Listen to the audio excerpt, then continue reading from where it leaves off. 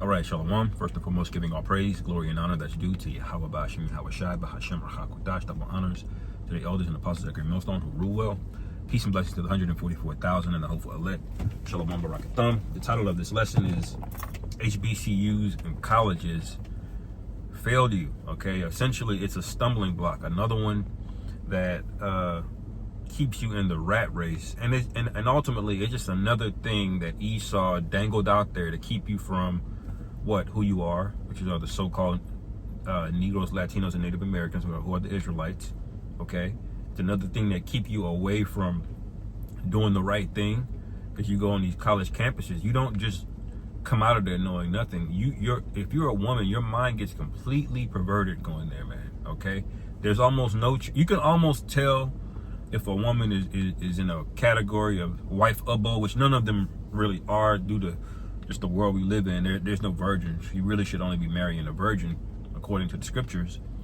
But fast forward to the world today, wife abo meaning she got a relatively low body count, a good head on her shoulders. It's at the point now you can just ask a woman if she's been to college, and if she says yes, I mean, you don't even need to ask her body count. You don't need to go into them details, man. If you're out with a woman, you ask her her body count, she immediately is gonna feel an intrinsic sense of shame. And if you was trying to get something that night, it's probably not gonna happen, because you have to convince women. You have to make them feel good about their wickedness. That's basically the game to get a woman. Make her feel it's all about feelings. Lie to her, all that stuff. But the key point is that college is that big of an indicator that you're a hoe. So on the sexual liberation front, it's destroyed a lot of our women. Educationally, it's destroyed a lot of them, because you go in with the degree, with a sense of pride, thinking you know particular things, and really what you've gotten is training on how to make Esau rich, and for how you to be a wage slave and work 30, 40, 50 years with no pension, no nothing at the end. That's really what it is. Now, the topic of this brought up is because Trump signed an executive order recently for HBCU. Okay. And then I'm on the back end, I'm gonna show you what he did, what he did on the other end, But it says White House initiative to promote excellence and innovation at historically black colleges and universities. Okay, he's saying she's prioritized them. He says, by authority vested in me as president by the Constitution and the laws of the United States of America, it is hereby ordered, Section 1 purpose, historically black colleges, or HBCUs, remain integral to American students' pursuit of prosperity and well-being. Okay, which is not.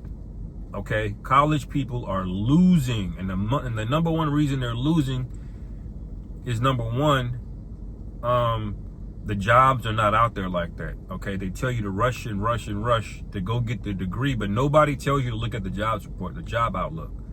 Okay, the colleges are not going to tell you that, because they don't want you to drop out. They want that tuition money, which goes to the second point of why you're not getting it: crippling debt. Okay. Student loan debt is ridiculous, man. Okay, y'all will sit up here and talk about how a man that goes with a woman that's 18 years old and he's older, he's a predator. Okay, because her frontal lobe is not developed, and this and that. But the same people have no problem signing a 18-year-old with paperwork for an $80,000 loan that they can snatch everything from you for it. Okay. So that's predatory right there, okay? But see, people's minds are so perverse and backwards in this society. This is what you get, and part of that, they think that way, is because of colleges, man, okay? Let me get that precept.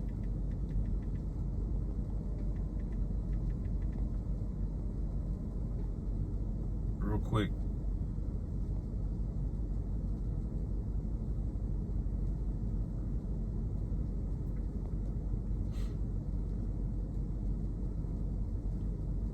This is Psalms 28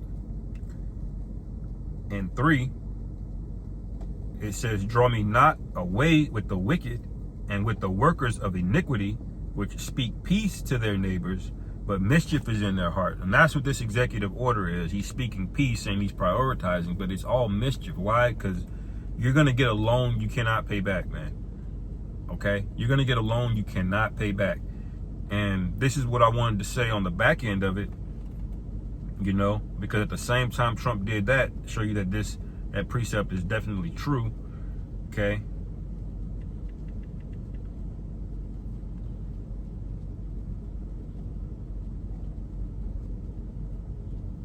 Look, White House says it will seize wages for student loans and collection. Here's what borrowers can expect. So all of them student loans y'all got, he's gonna go after you. Now, people don't know, but back during the Biden administration, when there was the lockdowns in 2020, a couple of things that they did. One was the moratorium on rents. Basically, like for a year, you didn't have to, you weren't going to get reported if you didn't pay your rent. You know, they didn't forgive the money, but they let you defer it till later down the line. That's one thing they did. The other thing was student loans. You didn't have to pay student loans during that time period where, you know, you might have gone delinquent on them. So he gave you forgiveness as part of the relief during the 2020 situation, okay? But now Trump is saying undoing that now, okay? Now, 60% of people are delinquent on student loans. 60%, okay? They're delinquent, okay? And you got another big chunk of them, I think like 40% are just stop paying them, okay? They just like, I can't pay it at all. All right, and if you don't know about student loans, thanks to Biden way back when, okay, they signed a bill where they can go after you for everything. They can garnish your wages like child support, and that's exactly what Trump is threatening here. Okay, he says, on the article it says the Trump administration announced Monday it will resume debt collections for federal student loan borrowers who have defaulted on their debt, putting millions of borrowers at risk of having federal payments or portions of their salaries withheld in the coming months, as the White House said it can and will, okay, take borrowers' wages, pensions, and tax refunds. So you think you're getting a tax refund next year and you owe student loans and you ain't even paying them? Guess what? They're going to take that, man. Okay, you got a job, you got a W-2, they're going to go into your paychecks and take it, okay? Now you women about to feel like, because women have been bragging about how they make way more than a man, you know. How did the scripture say? I'll get it real quick. In Jeremiah, y'all have been bragging about, you know, you don't need a man now, and you're out graduating us, but y'all still are not out earning man. A man can go and get a 6-month training to be a plumber in 6 months as a trade and still out earn you, man. Because because the job pays more, because it's more dangerous. Number two, he's gonna work more hours than you, so y'all still not making more. But the difference is you got student loan debt. Okay, this is Jeremiah 31:22. How long wilt thou go about, O thou backsliding daughter? For the Lord Yahweh hath created a new thing in the earth. A woman shall compass a man. All right, and this is exactly what we see, but it's short-lived, okay? Because you really have not passed up a man. What you've done is outsourced debt and comfort and the cost of it, okay, to other people, okay? That's what you've done, all right? You really have not won, all right? You got a lot of things you can try to brag about on paper, but to what end is it though? All right. Now you're the most graduated from college. Are your student loans the most paid off? I'm willing to bet, if I looked it up, who owns the most student loan debt? It's women. You know, and it's not a shocker because they own the most credit card debt. Okay, and they're the #1 consumer. So y'all are getting farmed, man. Okay, and all of these things and everything you learn in these universities, it's there to pull you away from your power. Okay. They want you distracted over here thinking about this, not questioning them, not questioning why does everybody have to go to college? Why is there such a pressure to go to college, go to college, go to college? And you look at the degrees and what they're learning, it's bull, okay? It's BS. Okay, so going back to the other article, all right, where Trump did this executive order, all right, saying he's going to prioritize HBCUs. At the same time, he's not giving you money to go to college scot-free, man. So what's going to happen? More of you going to get accepted, which means more of you going to get saddled with debt. Okay, more of you going to be saddled with debt. I'm going to look up debt and insurmountable debt real quick. Okay, because there's a difference.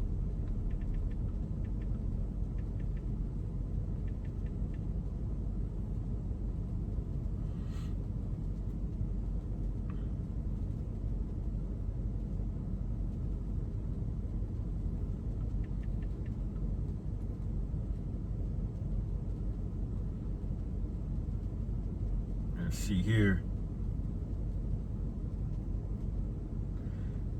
Debt versus insurmountable debt. Debt is simply money owed to another person or entity. Insurmountable debt. This term describes a debt situation that feels overwhelming and impossible to come. All right, that means even the interest payments are kicking your ass. Okay, forget about making loans to the principal and making a little extra to pay it off early. You looking at the bare minimum payment and like, damn. All right, your ass got 20 years left. As if you don't lose your job, you don't get in a medical, you don't have a medical accident, in any accident of any kind. One of you are one flat tire away from overdraft fees and bankruptcy. Okay, a lot of you are one tow truck away. You out at the bar, you go outside, your tow truck got you. You see how much all of that costs to get back on track. You ain't got it. Okay. That's the situation of a lot of you, and a lot of you is so-called college educated, all right, but you trusted in the wrong things. Okay, going back to Psalms 28:3, it says, "Draw me not away with the wicked and with the workers of iniquity, which speak peace to their neighbors, but mischief is in their hearts." It says, "Give them according to their deeds and according to the wickedness of their endeavors. Give them after the work of their hands. Render to them their desert." All right. And desert goes into the thing that they deserve, which is thermonuclear destruction. Okay, this is yet another stumbling block that our women, especially Keisha, okay, you can smell the attitude off of a proud, so-called educated, so-called black woman from a mile away, man. Okay, you can tell by the kind of words that they use, So again, this place is not designed for us. That's why the scriptures say what?